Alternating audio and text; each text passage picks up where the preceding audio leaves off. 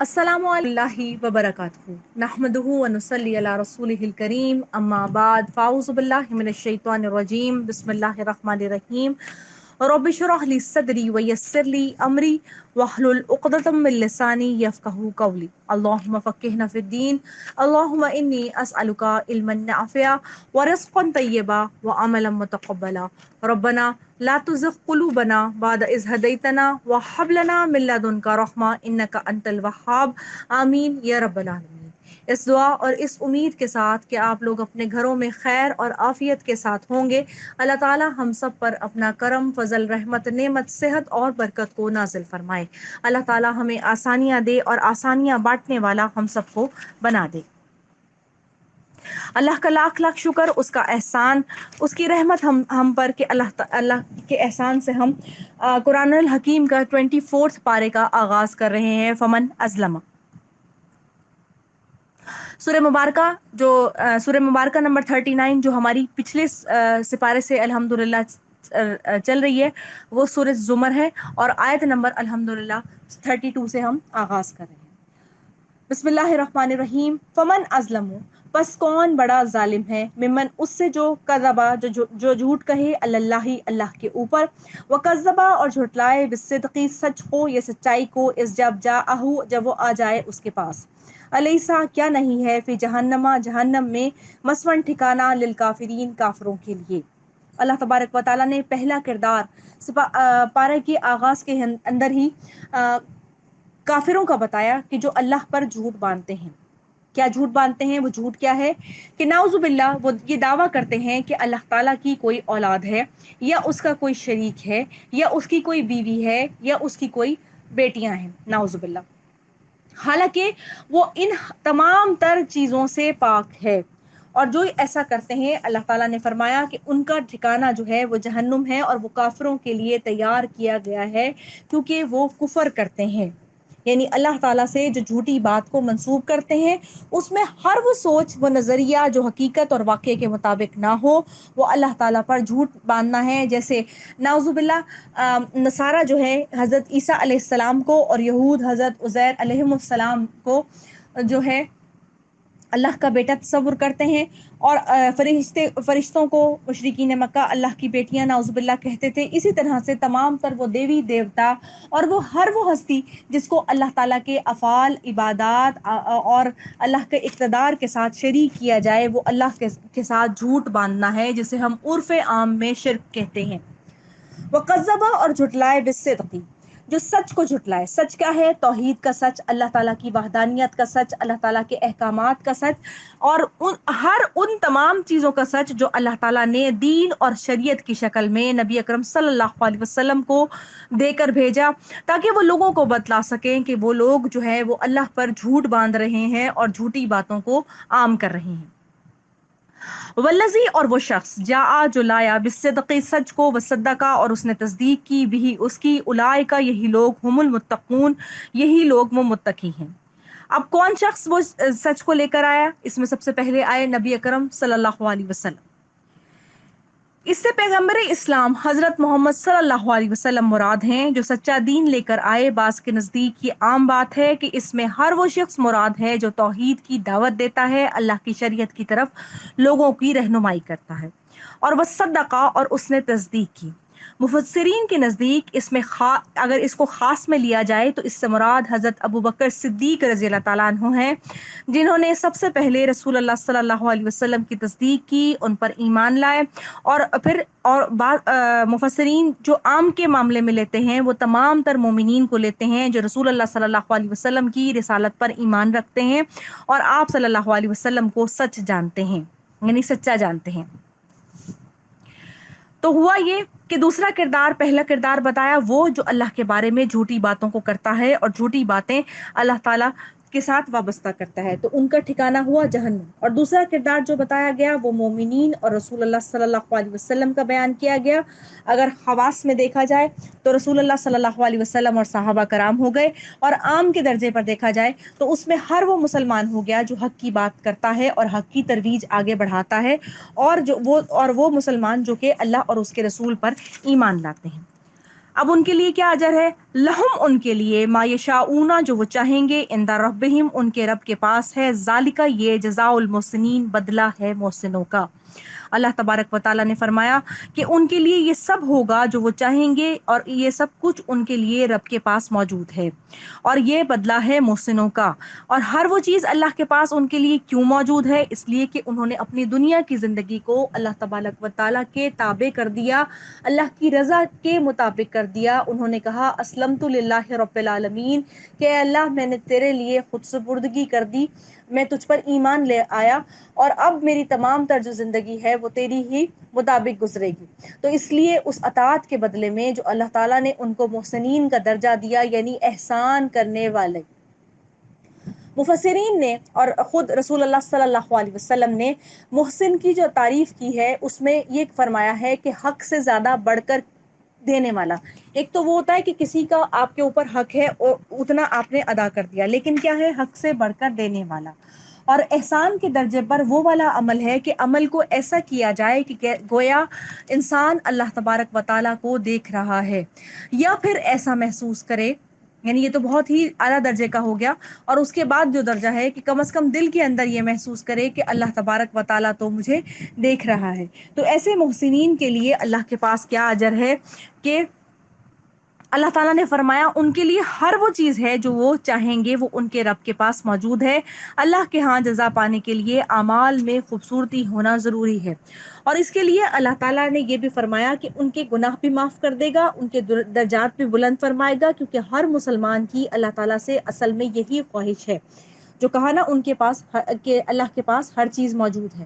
اس کے علاوہ جنت میں جانے کے بعد ہر چیز جو اس کو چاہیے ہوگی وہ ملے گی۔ محسنین کا ایک مفہوم تو یہ ہے جو نیکیاں کرنے والا ہے، دوسرا وہ جو اخلاص کے ساتھ اللہ کی عبادت کرتا ہے۔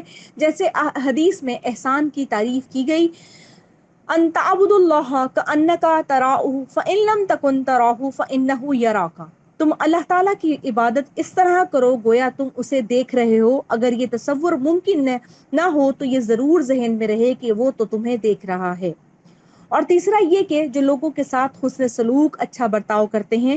چوتھا یہ کہ ہر نیک عمل کو اچھے طریقے سے خشوع و خضوع سے سنت نبوی صلی اللہ علیہ وسلم کے مطابق کرتے ہیں، کثرت کی بجائے اس میں حسن کا خیال رکھتے ہیں، یعنی کوئی بھی عمل ایسا نہ ہو پائے کہ جس کے اندر سنت نبوی صلی اللہ علیہ وسلم کو فالو نہ کیا جا رہا ہو۔ لیکفرا تاکہ دور کر دے اللہ تعالیٰ عنہم ان سے اسوا الذی ان سے بدترین عملو جو انہوں نے عمل کیے، ویجزیہم اور جزا دے ان کو اجرہم ان کے اجر کی بھی احسنا ساتھ بہترین الذی وہ کو اجرہم ان کے اجر کی بھی احسنا ساتھ بہترین الذی وہ جو کانو تھے وہ یعملون وہ عمل کیا کرتے۔ اور یہ سب کچھ ان کو کیوں دیا جا رہا ہے؟ اس لیے کہ اللہ تعالیٰ ان سے ان کے برے اعمال کو دور کر دے۔ مراد کیا کہ دہر جاہلیت کے اندر کہ جب انسان کو شعور نہیں تھا تب اس نے برے اعمال جو کر لیے تو ان کو اللہ تبارک و تعالیٰ دور کر دے اور اچھے کاموں کا ان کو اجر دے دے، اور جو اچھے اور بہترین کام جو صرف اللہ تعالیٰ کے ہاں قابل قبول ہیں، بہترین اعمال ان کو اجر دے دے۔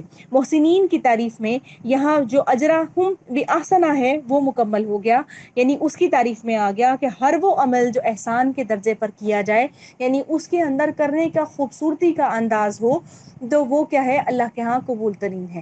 جیسے صدقات دیتے ہوئے فرمایا گیا کہ تم اس طرح اللہ کی راہ کے اندر خرچ کرو کہ دائیں ہاتھ یعنی کہ جو دینے والا ہاتھ ہے اس کی خبر گیا کہ علل اعلان دو، تاکہ نیکی کرنے کی ترغیب جو ہے وہ لوگوں کو ملتی رہے، دوسروں کو بھی ملتی رہے۔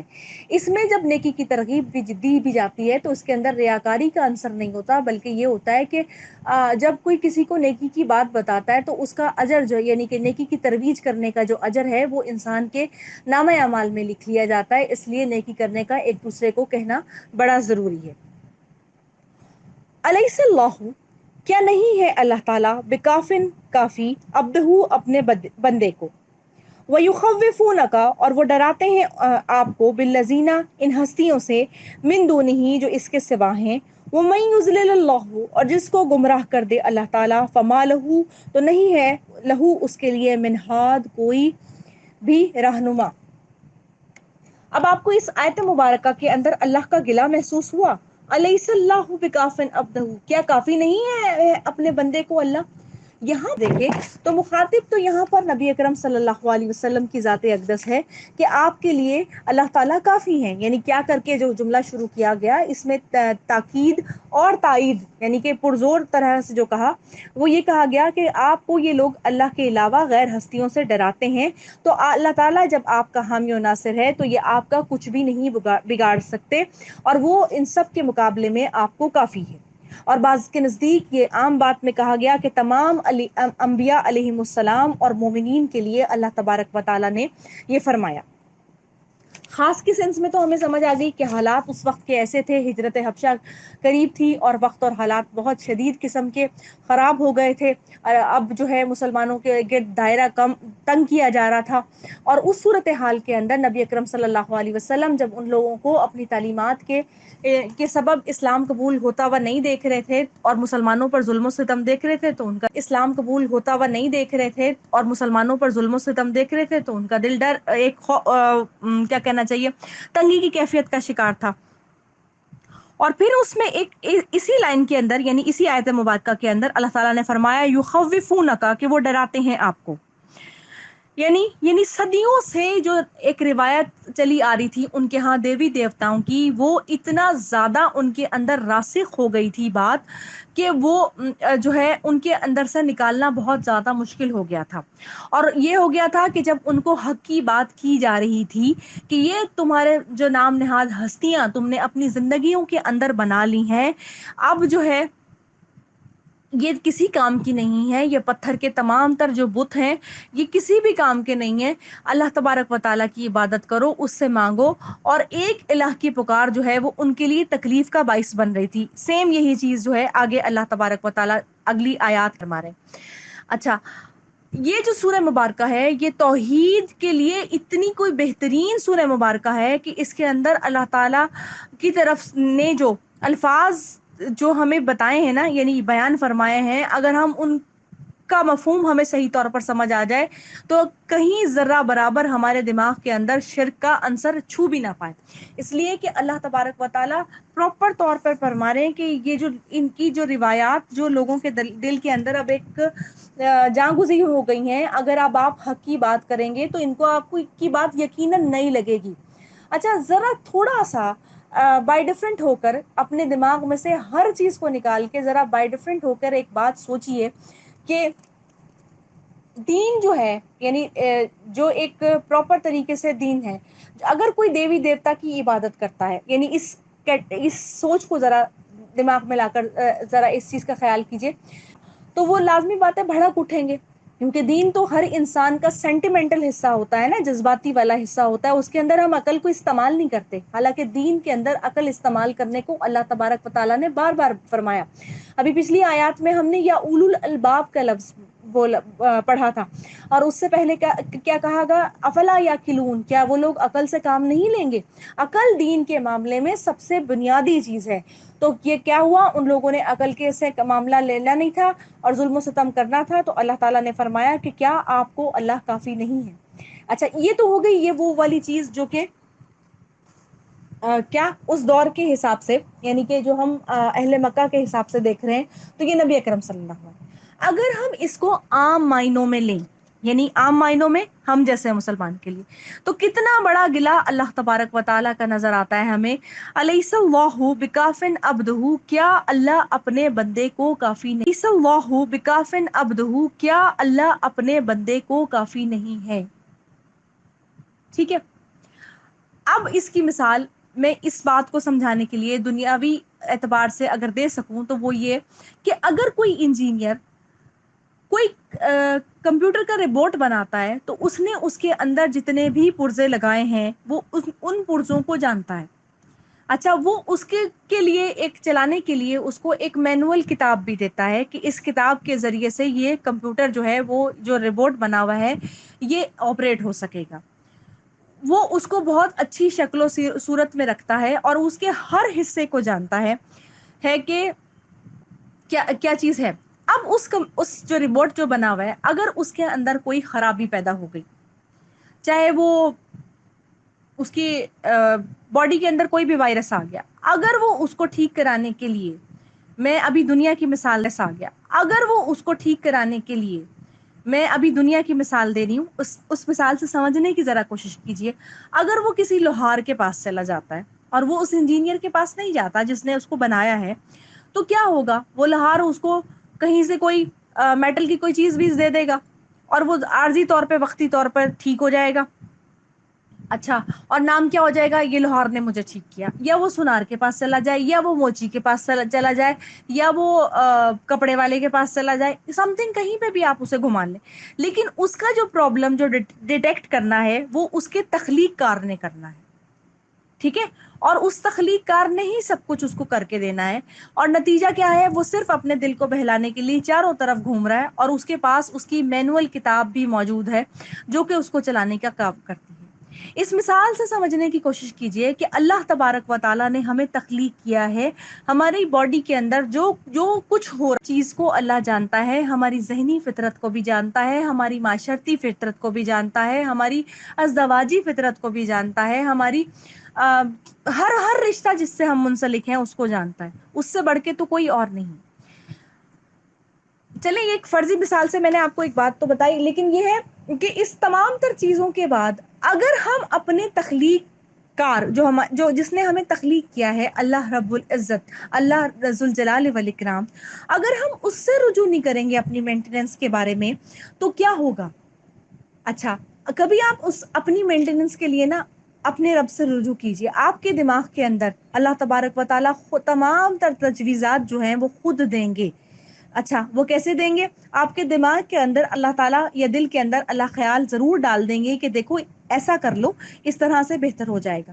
دنیا میں اللہ تعالیٰ نے وسائل کے استعمال سے منع نہیں کیا، وسائل کا استعمال، ایٹریبیوشن یعنی کہ ان کو لوٹانا، یعنی یہ تمام تر چیزیں جو ہیں اللہ نے تخلیق کی تھی، اللہ تعالیٰ نے میرے لیے دی، اللہ تبارک و تعالیٰ کا شکر کہ میں نے ان کو استعمال کیا، میں ٹھیک ہو گیا، یعنی ہر چیز کیا ہے؟ موڑ دی جائے گی اللہ کی طرف۔ تو اللہ اس آیت مبارکہ کے اندر گلا یہی کر رہے ہیں کہ کیا میں اپنے بندے کے لیے کافی نہیں ہوں؟ ہم تھک ہار کے دنیا کے ہر حصے کو، ہر در کے کونے کو کھٹکھٹانے کے بعد آخر میں اللہ تعالیٰ کو پکارتے ہیں۔ اگر ہم پکار لیتے ہیں تو ہمارے دماغ کے اندر کسی بھی کونے کے اندر یہ چیز رہتی ہے کہ نہیں، کہ میں نے بیچ میں ساتھ جو ہے وہ کوئی نہ کوئی چیز لگانی ہے، تبھی میری دعا قبول ہوگی۔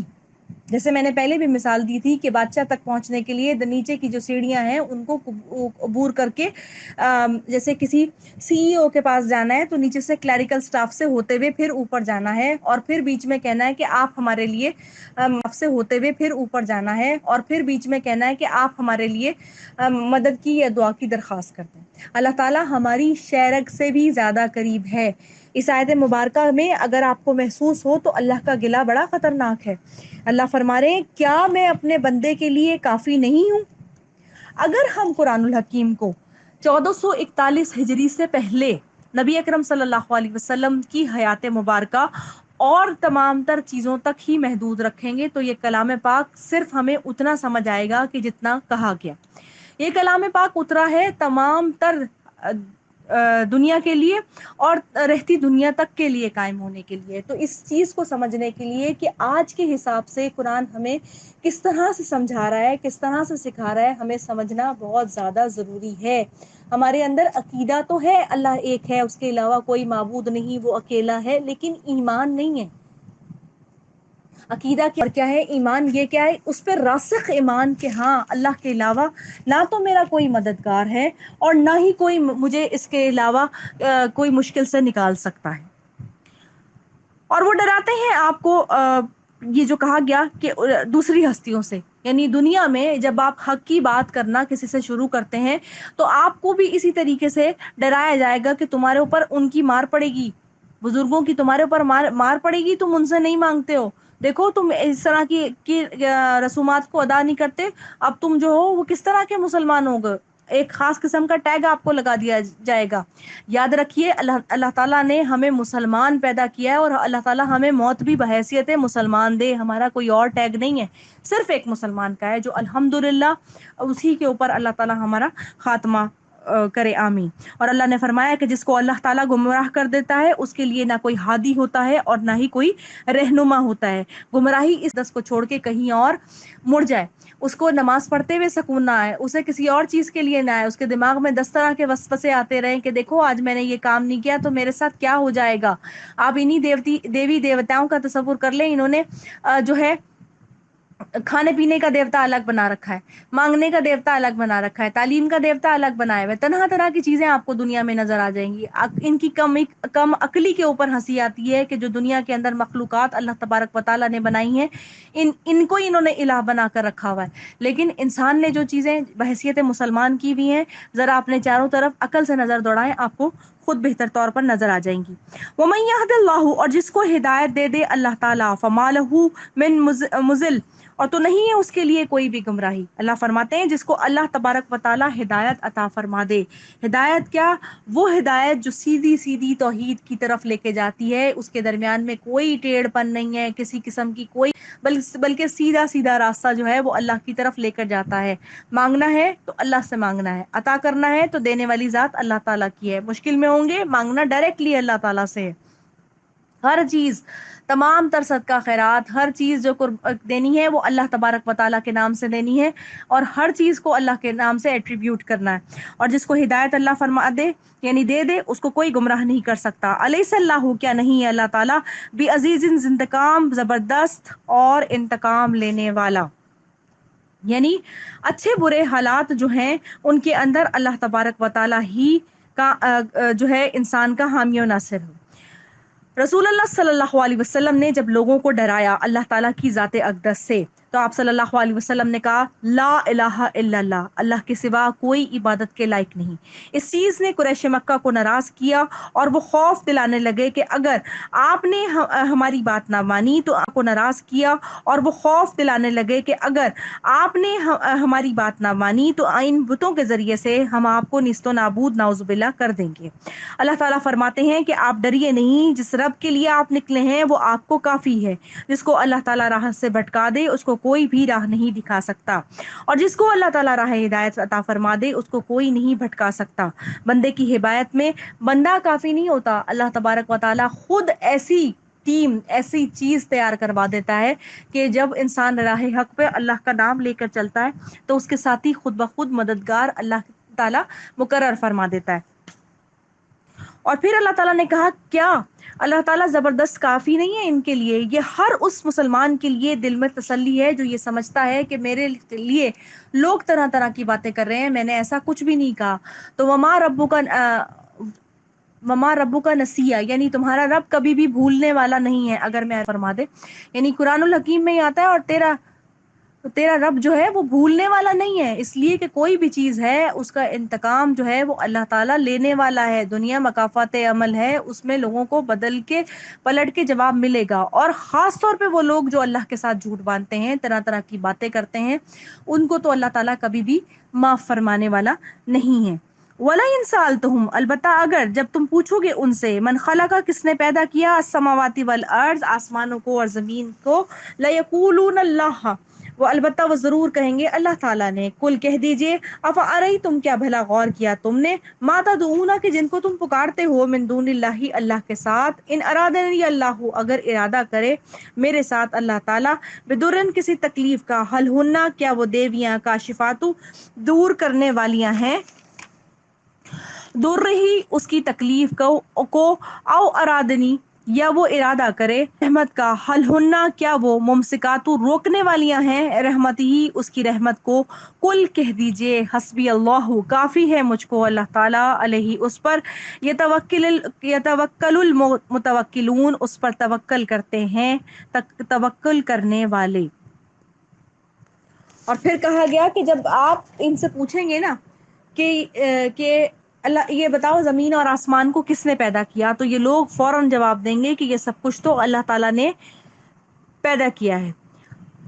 اور اس کے بعد سمجھانے کے لیے پھر فرمایا گیا کہ پھر آپ ان سے پوچھ کے دیکھیے کہ اگر اللہ تعالیٰ مجھے نقصان کچھ پہنچانا چاہتے ہوں تو کیا تمہارے یہ دیوی دیوتا اس تکلیف کو دور کر دیں گے؟ اور اسی طریقے سے اللہ تعالیٰ اگر مجھ پر مہربانی کا ارادہ فرمائے تو کیا یہ مجھ سے مہربانی کو روک لیں گے؟ تو آپ تو کہہ دیجئے کہ مجھ کو اللہ تعالیٰ کافی ہے. یعنی بعض کہتے ہیں کہ نبی اکرم صلی اللہ علیہ وسلم ٹھیک ہے، بعض کہتے ہیں کہ نبی اکرم صلی اللہ علیہ وسلم نے اس سوال ان کے سامنے پیش کیا تو انہوں نے کہا کہ واقعی وہ اللہ کی تقدیر کو نہیں ٹال سکتے، البتہ وہ سفارش کروا دیں گے درمیان میں سے. کون؟ یہ جو دیوی اور دیوتا ہیں، ان کو ہم نے، یہ اللہ کے نیک بندے تھے، اب یہ فوت ہو گئے تو ہم نے ان کے مجسم صورت بنا لیے، اور اب ہم ان سے جو مانگتے ہیں تو ہم ان سے نہیں مانگتے بلکہ ہم درمیان میں ان کو وسیلہ بناتے ہیں تاکہ یہ ہماری باتوں کو اللہ تعالیٰ تک پہنچا دیں اور اللہ تبارک و تعالیٰ ہمیں وہ عنایت فرما دیں. تو یہ جو بیچ کا جو وسیلہ ہے اس کا ذکر کیا گیا کہ جب تم خدا کی بجائے، ان کا گناہ اصل میں یہی ہے نا کہ خدا سے امید رکھنے کی بجائے ان کو اصل امیدیں تو دوسروں سے ہیں. ہنہ میں دیویوں کے علاوہ ہر وہ قوت ہے جس پر انسان بھروسہ کر کے یہ کہتا ہے کہ یہ مجھے بچا لے گی. حل ہنہ، کیا وہ دیویاں بچا سکتی ہیں کہ جب کوئی برائی کا ارادہ ہو جائے. اس طرح کی ڈھیروں مثالیں آپ کو، جو آپ جب کوئی برائی کا ارادہ ہو جائے، اس طرح کی ڈھیروں مثالیں آپ کو، جو آپ کے ہاتھ میں جو موبائل ہے نا، اس میں یوٹیوب پہ آپ کو مل جائیں گی کہ آپ ایکسیڈنٹس ہوتے ہوئے دیکھتے ہیں کہ چھوٹے چھوٹے سے بچے سے لے کر بڑے بڑے تک، جب کسی کی قسمت میں کچھ ہونا نہیں لکھا ہوتا اللہ کی طرف سے تو بڑے بڑے ٹرولر ان کے اوپر سے گزر جاتے ہیں اور وہ بچ جاتے ہیں.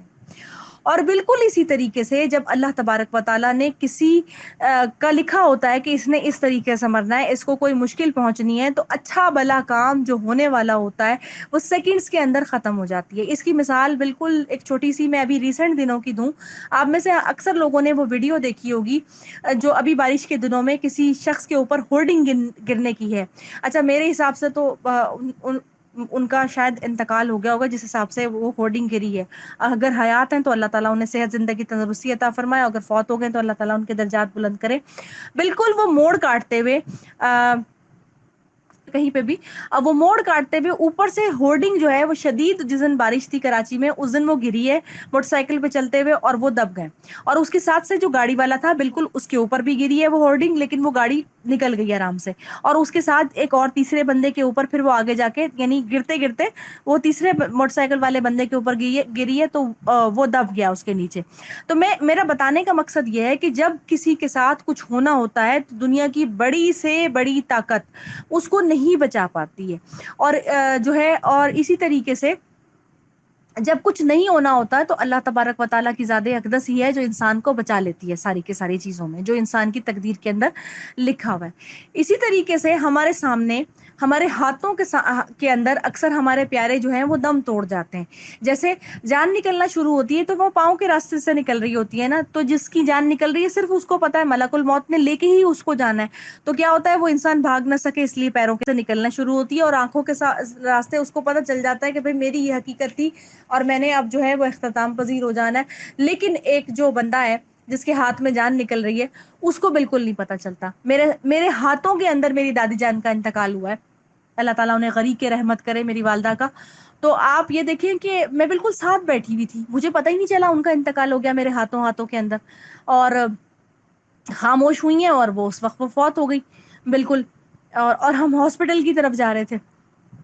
لیکن کیا کہ جس بندے کی زندگی ہے اس کو نہیں کچھ ہوگا، اور جس نے فوت ہونا ہے اس کو بالکل انسان وہ ہو جائے گا. اسی طریقے سے ایک ایکسیڈنٹ کے اندر بہت سارے لوگ بچ جاتے ہیں. آپ کے سامنے ابھی پلین کریش کا واقعہ بالکل تازہ ہے جو 28 رمضان کو ہوا ہے کراچی کے اندر.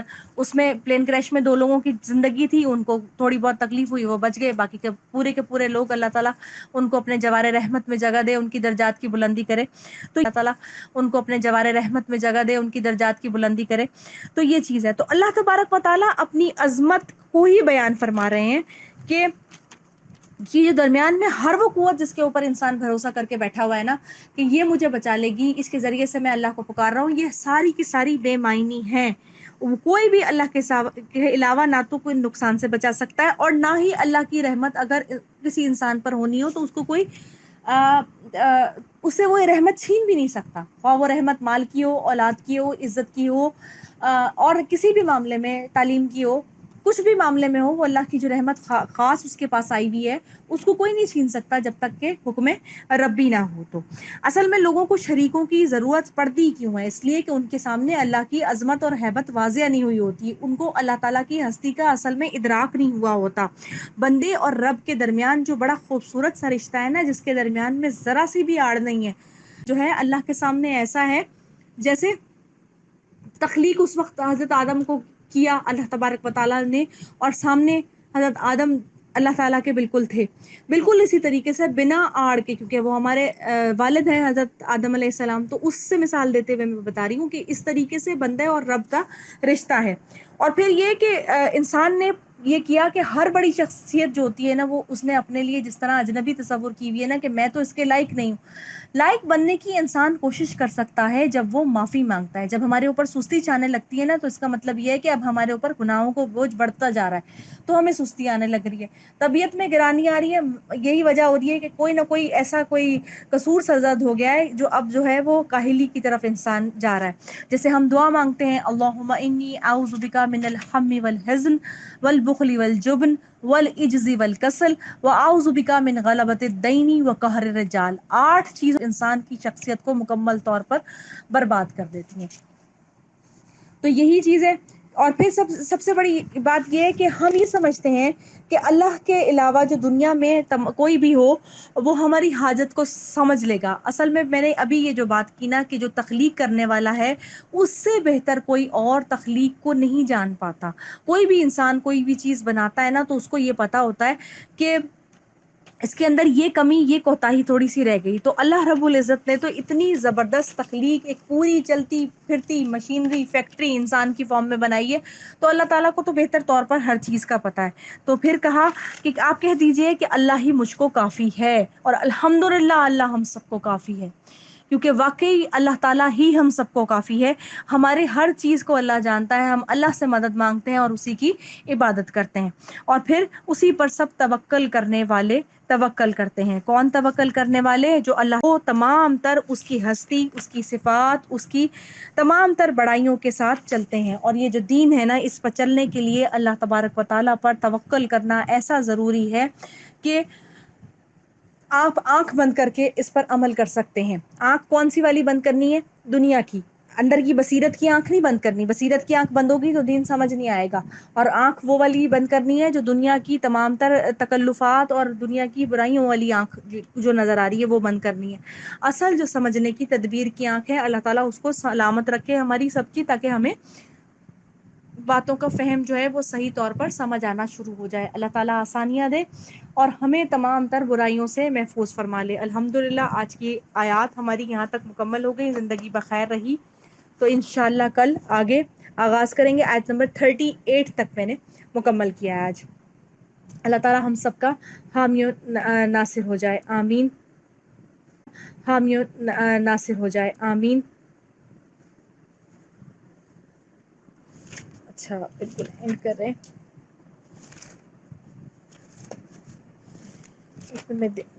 سبحان ربک رب العزت عما یصفون وسلام علی المرسلین والحمد للہ رب العالمین۔ سبحانک اللہم و بحمدک، نشہد ان لا الہ الا انت